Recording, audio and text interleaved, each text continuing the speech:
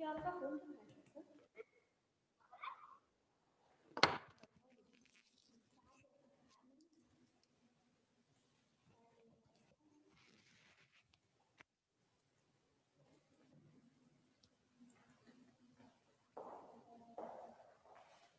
afternoon, everyone.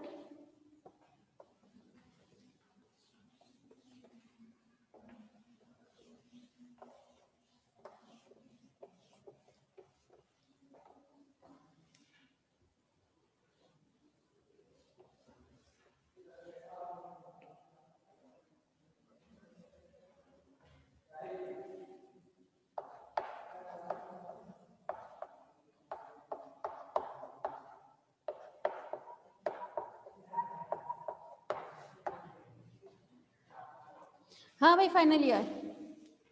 चलिए अब आपके बारे में बात कर लेते थोड़ा। मैम एक मिनट थोड़ा सा। तो फाइनल ईयर आप लोगों का जो टॉपिक स्टार्ट हुआ था वो है हर्डमानिया, है ना? ओहो सॉरी, डायरेक्ट लिख देते हैं आपको हर्डमानिया के बारे में, ठीक है? चलिए, हर्डमानिया में हम बात कर रहे थे श्वसन तंत्र की, ठीक है?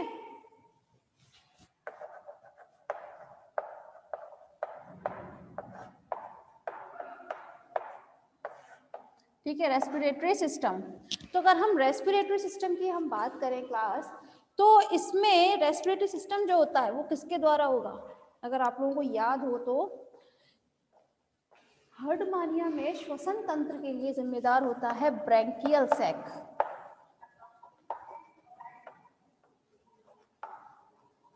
ब्रैंकियल सैक एंड टेस्ट, याद है ना? हर्डमानिया के शरीर के ऊपर एक आवरण पाया जाता है जिसे हम टेस्ट के नाम से बोलते हैं, है ना?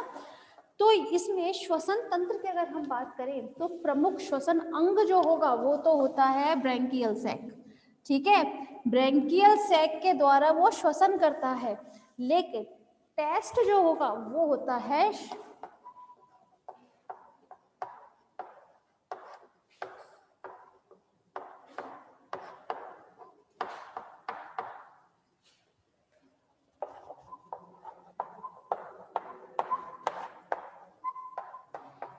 ब्रैंकियल सैक तो मेन होता है आपका श्वसन अंग, मतलब रेस्पिरेटरी ऑर्गन होगा अगर आपका तो ब्रैंकियल सैक है।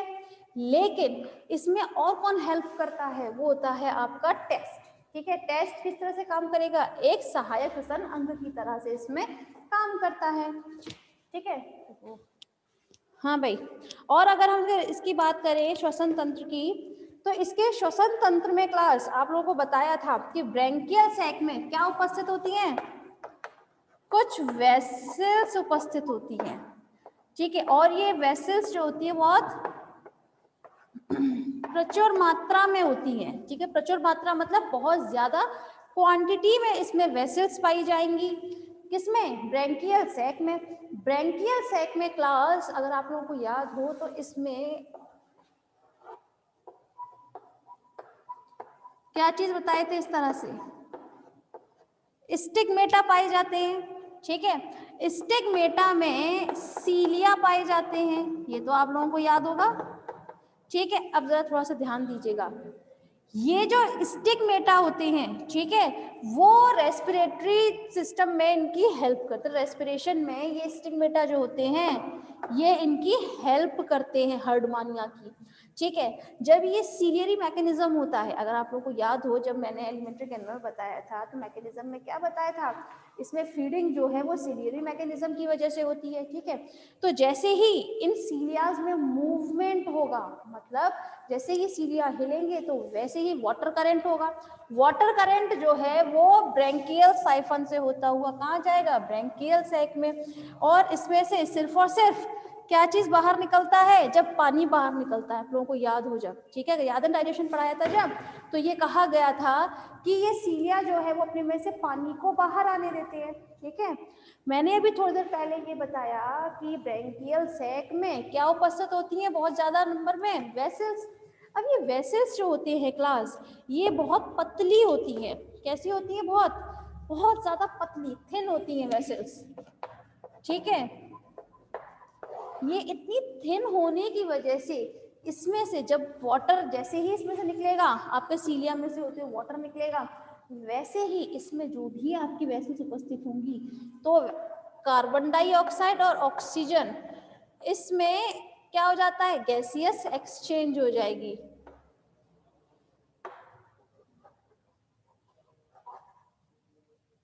ठीक है, गैसियस एक्सचेंज जो है वो कहाँ होता है, आपके वेसल्स में होगा। और ये वेसल्स कैसी होती हैं, पतली होती हैं, तो इसीलिए इसमें बहुत इजीली गैसियस एक्सचेंज हो सकता है। ठीक है, क्लियर है इसका रेस्पिरेटरी सिस्टम। अगर हम इसमें और बात करें तो ब्रैंकियल सैक में जब अगर आप लोगों को डायग्राम याद हो तो ब्रैंकियल सैक में क्या चीज उपस्थित होती है, कुछ फोल्ड्स पाए जाते हैं। क्या चीज पाए जाते हैं, फोल्ड पाए जाते हैं। ये फोल्ड जो होते हैं वो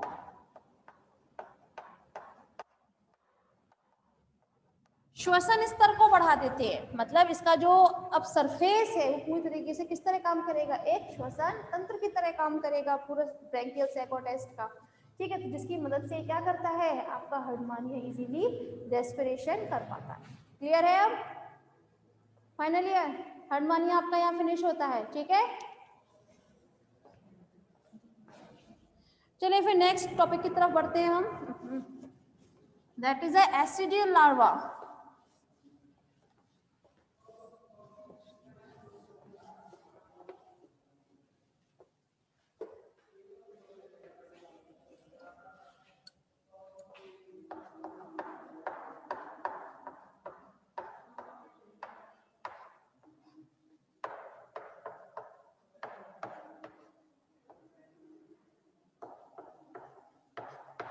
ascidian larva and Metamorphosis.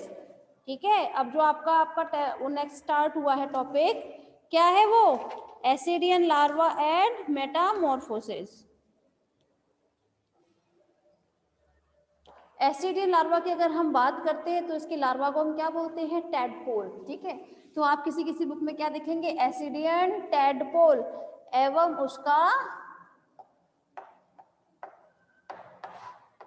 Metamorphosis को क्या बोलते हैं हिंदी में,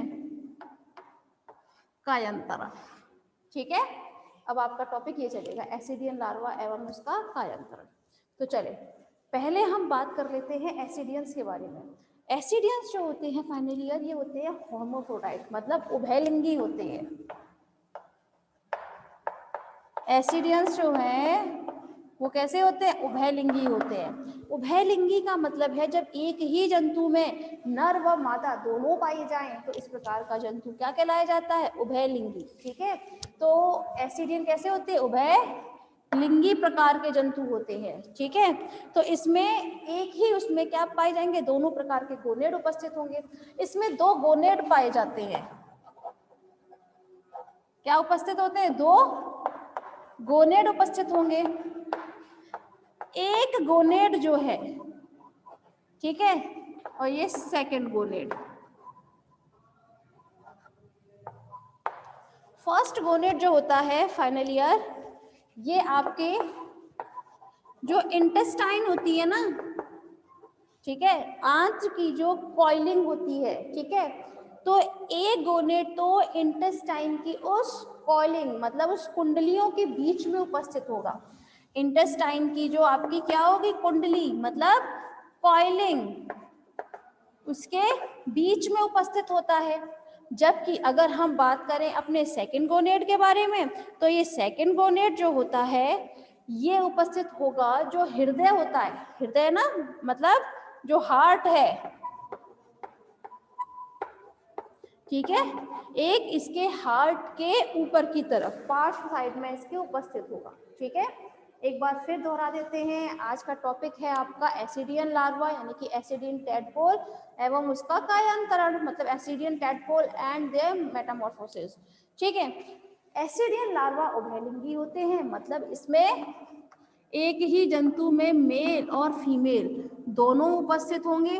ठीक है, इसमें अगर हम बात करें गोनेड की तो इसमें दो गोनेड जो है, फर्स्ट गोनेड है वो इंटेस्टाइन की कॉइलिंग के नीचे उपस्थित होता है, सेकंड जो होगा वो आपका कहाँ होगा, हार्ट के पार्श्व में उपस्थित होता है। ठीक है, लेकिन इसमें दो, अगर आप लोगों को याद हो हर्डमानिया में मैंने लेफ्ट और राइट इस तरह से डिफरेंशिएट किया था, ठीक है। तो फर्स्ट गोनेड मतलब जो लेफ्ट, आपका लेफ्ट गोनेड जो है वो तो होता है इंटेस्टाइन की कॉइलिंग में, और जो राइट गोनेड होता है वो कहाँ होता है, हार्ट के, ठीक है। और हार्ट जो है वो किससे, भाई किससे ढका रहता है, पेरिकार्डियम से, ये तो आप लोगों को याद ही होगा, ठीक है। चले आगे बढ़ लेते हैं, यहाँ तक तो आप लोग वैसे भी जानते हैं। अगर हम बात करें इन दोनों गोनेड के बारे में, तो ये दोनों गोनेड आगे जाकर, मैं हर्डमानिया से बताती हूँ, थोड़ा सा आसान रहेगा, ठीक है, एससीडीएन के बारे में जानना।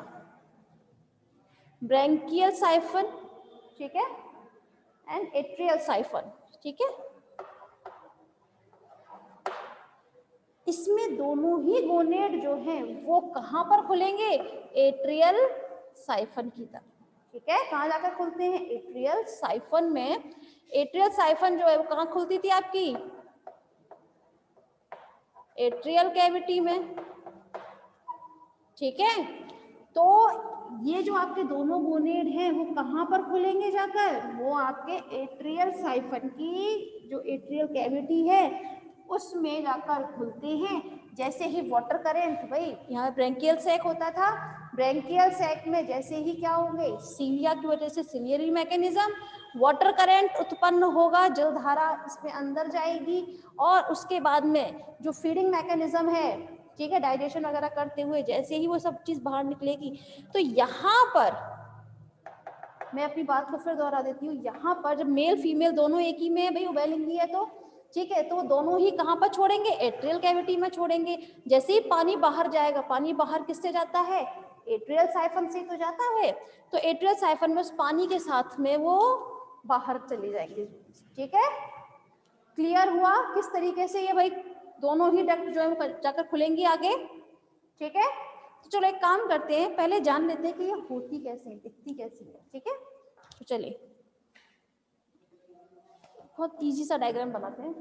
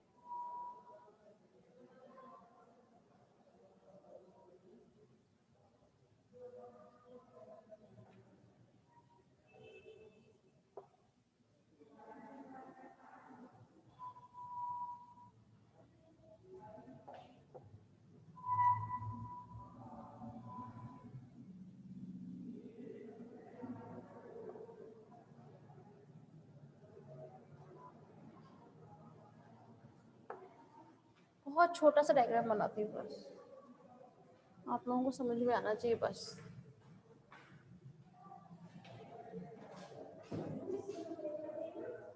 सॉरी,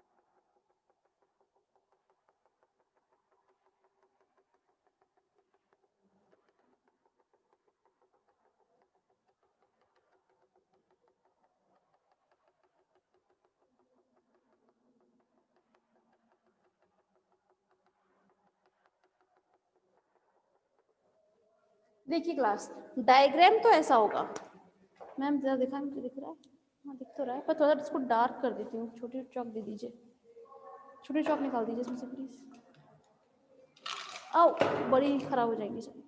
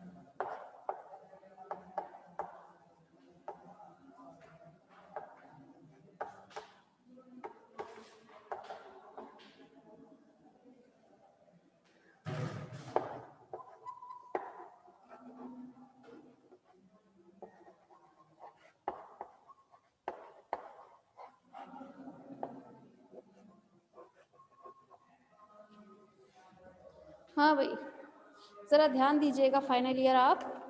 यहाँ पर ये जो डायग्राम है, ये हर्डमानिया का क्या चीज दिखाई दे रहा है, एक गोनेड का है, ठीक है। अब जरा ध्यान दीजिएगा, जब हम बात करें हर्डमानिया के गोनेड के बारे में, तो इसमें आपको दो पार्ट्स देखने को मिलेंगे, एक बड़ा और एक छोटा, ठीक है। मतलब एक तो होगा बड़ा पार्ट और एक छोटा, और साथ में एक होता है बाहर की तरफ और एक थोड़ा सा उसके अंदर की तरफ। तो यहाँ पर जो बड़ा पार्ट जो है, जो बाहर की तरफ उपस्थित होता है, उसे हम बोलते हैं टेस्टिकुलर जोन। क्या बोलते हैं? Testicular zone. और जो पार्ट आपका अंदर की तरफ, जो छोटा पार्ट होता है, ठीक है, उसे हम बोलते हैं ओवेरियन जोन। क्या बोलते हैं उसे हम? Ovarian zone. इन दोनों में एक तो ये अंदर और बाहर का डिफरेंस होता है, साथ में ये जो ओवेरियन जोन होता है, ये होता है, अगर हम एडल्ट की बात करें, क्लास एडल्ट की, तो ये होता है आपका गुलाबी रंग का, मतलब पिंकिश, ठीक है, गुलाबी रंग का होता है। और साथ में ये जो टेस्टिकुलर जोन है, ये होता है एकदम ईंट वाला लाल, जो लाल होता है,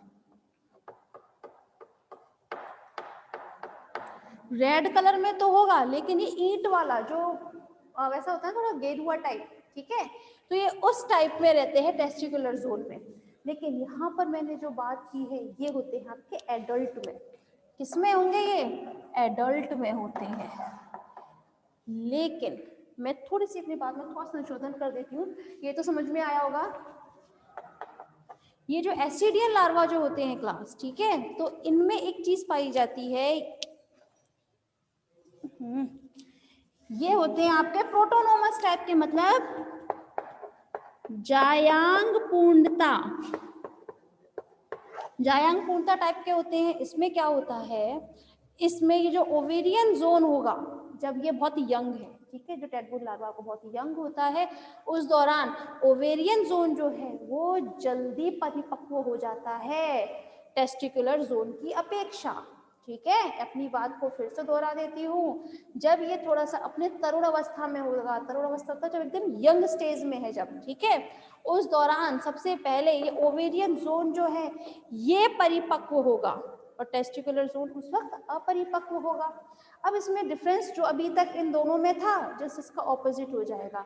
मतलब जब ये तरुण में है, एडल्ट नहीं है, एडल्ट नहीं है, एडल्ट से पहले एक यंग स्टेज होती है ना, तो यंग स्टेज में क्या होगा, ये जो टेस्टिकुलर जोन होगा, एक तो ये होगा आपका कैसा, अपरिपक्व,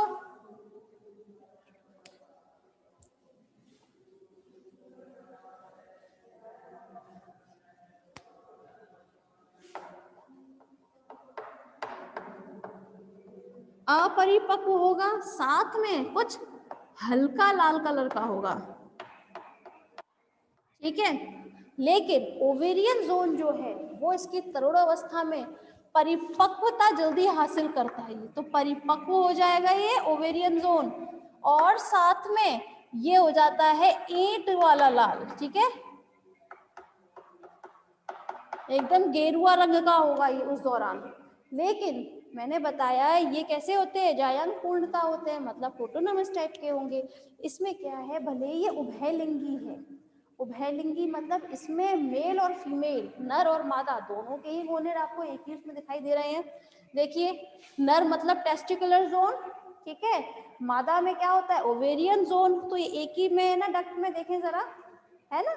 लेकिन इसमें अंतर क्या रहता है कि ये जायांग पूर्णता होने की वजह से इसमें इसका टेस्टिकुलर जोन जो है वो बहुत बाद में परिपक्व होगा, जब ये अपने एडल्ट स्टेज में होगा उस दौरान ही इसका ये टेस्टिकुलर जोन जो है वो कैसा होगा, वो परिपक्व होगा। लेकिन जब ये तरुण अवस्था में एकदम यंग, बहुत छोटा अवस्था में जब है, तो उस दौरान सबसे पहले ओवेरियन जोन ही है जो कैसा हो जाता है आपका, थोड़ा सा परिपक्व अवस्था में होता है, ठीक है।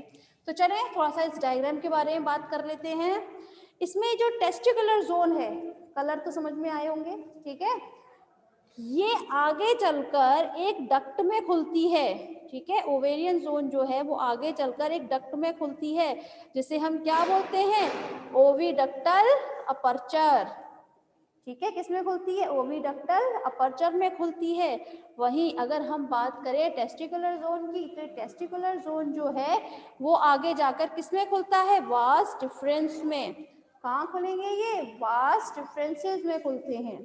ठीक है, ये वास डिफरेंसेस में क्या चीज होती है? जो स्पर्मेटेड डक्ट होती है, ठीक है, वही चीज इसमें आकर खुलेगी। स्पर्मेटेड डक्ट की हम बात कर रहे हैं क्लास, क्लियर है? ये तो बात रही इसके गोनेड के बारे में। ठीक है, एक बार फिर दोहरा लेते हैं, इससे पहले मैं इसे रफ करूं। यहाँ हम बात कर रहे हैं एसिडियन लार्वा की। एसिडियन लार्वा उभयलिंगी होता है, मतलब एक ही में आपके एक ही जंतु में मेल और फीमेल दोनों ही उपस्थित रहेंगी, दोनों प्रकार के गोनेड होंगे इसमें। ठीक है, तो दो गोनेड से उपस्थित होते हैं, लेफ्ट एंड राइट। जो लेफ्ट गोनेड है वो इंटेस्टाइन के कॉइलिंग के बीच में उपस्थित रहे, जो कुंडलियां उपस्थित होती है ना, वहां उपस्थित होता है। वहीं पर जो सेकंड गोनेड है, मतलब इसका राइट गोनेड जो है वो कहाँ उपस्थित होता है? हार्ट के पास, और ये हार्ट पेरिकार्डियम से घिरा हुआ रहता है। ठीक है, अब हम बात इसी करते हैं। इसमें ही मैंने दो आपको देखने को मिले हैं, testicular zone and ovarian zone. ये टेस्टिकुलर जोन जो है ये बाहरी हिस्सा होता है, बाहरी भाग है ये, जबकि ओवेरियन जो है वो अंदरूनी भाग होता है इसका, गोनेड का। ठीक है, अंदरूनी भाग होगा। ये जो बाहरी भाग है टेस्टिकुलर जोन जो है वो एडल्ट की बात अगर हम करते हैं तो ये होता है लाल रंग का, ईंट वाला लाल, गेरुआ रंग का होता है, जबकि ओवेरियन जोन होता है आपका गुलाबी रंग का।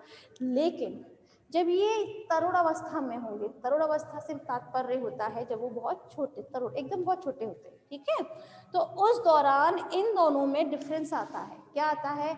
ये जायांग पूर्णता होने की वजह से इसमें इसका ओवेरियन जोन जो है वो जल्दी पूर्ण होता है as compare to testicular zone. ठीक है, मतलब टेस्टिकुलर जोन जो है वो बाद में परिपक्व होगा।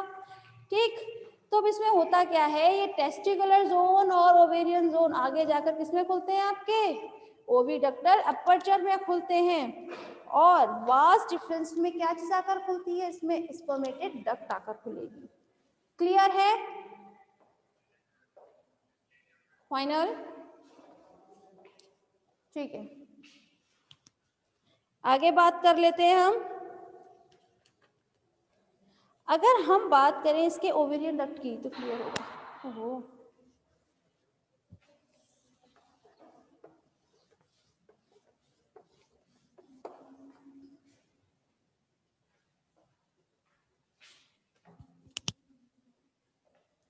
देखिए क्लास, इसमें एक ही में दोनों मेल और फीमेल दोनों प्रकार के आपको क्या चीज देखने को मिलेंगे? रेस्पिरेटरी ऑर्गन देखने को मिलेंगे।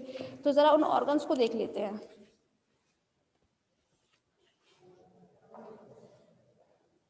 अभी ये तो समझ में आया होगा ना भाई, ये डक्ट कहाँ जाकर खुलेगी?